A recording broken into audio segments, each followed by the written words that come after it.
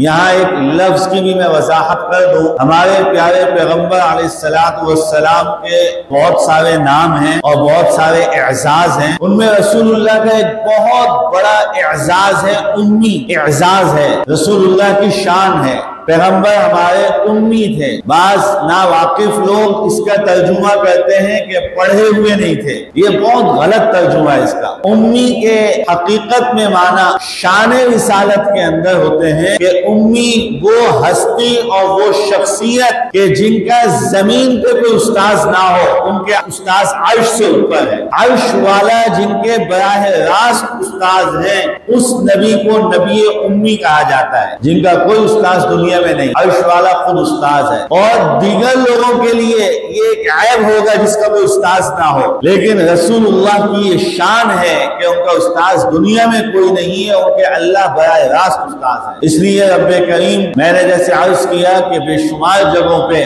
اپنے استاذ ہونے کا قرآن کریم میں ذکر کرتے ہیں. ایک معروف و مشہور جگہ جو ہر آدمی کو آسانی سے سمجھ میں بھی آ جائے گی اور سنی بھی ہوگی، الرحمن علم القرآن. الرحمن علم القرآن. بولا رحمان ساری کائنات پہ رحمت برسانے والی ذات رحمان ہے، اور یہی رحمان علم القرآن، یہ وہ ذات ہے جس نے علم قرآن کی تعلیم دی ہے. استاذ خود ہے رحمان. علمہ ایک فعل ہے. فعل ہمیشہ فاعل سے مکمل ہوتا ہے. فعل کبھی بھی فاعل کے بغیر نہیں ہوتا. بولتا بھائی یہ کام ہو گیا، کس نے کیا؟ یہ کام کر لیا، کس نے کیا؟ یہ سبق پڑھا دیا، کس نے پڑھایا؟ پڑھانے والا، کرنے والا، کسی کام کو انجام کرنے والا اس کا فاعل ہوتا ہے. کہا الرحمن، رحمان ایک ذات ہے، اور اس رحمان ذات نے علمہ پڑھا دیا، اس رحمان ذات نے علمہ سکھا دیا، اس رحمان ذات نے علمہ تعلیم دے دی. کس چیز کی؟ بولا قرآن کریم کی تعلیم اس رحمان ذات نے دی. یہ خود استاد ہے رسول اللہ کے. لیکن میں عرض کر رہا ہوں کہ جب پہلی وحی کا منظر ہے، اس وحی کے منظر پر خود رسول اللہ صلی اللہ تعالی علیہ وسلم کو اللہ نے براہ راست نہیں پڑھایا. جبرائیل کو بھیجا اور الفاظ دے کے بھیجا، معانی دے کے نہیں بھیجا.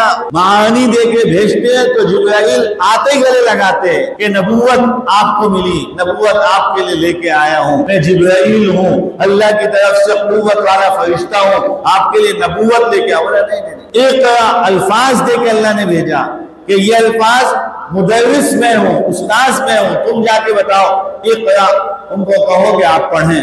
اور یہ کہا کیوں ایسا؟ بولا سبق دینا تھا قیامت تک. سبق دینا تھا قیامت تک. ہمیشہ صرف اپنے لکھے ہوئے کے پڑھنے پر، اپنی تختی اور اپنے لوحے یا اپنے اسکرین یا اپنے شاشے کے پڑھنے کے اوپر ہمیشہ اعتماد مت کرنا. زندگی کا کوئی بھی پہر، کوئی بھی وقت ہو، اپنا استاذ کسی کو بلا لینا. رسول اللہ کے استاذ اللہ نے اظہار استاذی کیا تو وہ 40 سال کے بعد نبوت دے کے اور پڑھا کے کیا کہ اقرا، آپ پڑھیں. لکھے ہوئے کی پڑھائی کافی نہیں ہوگی.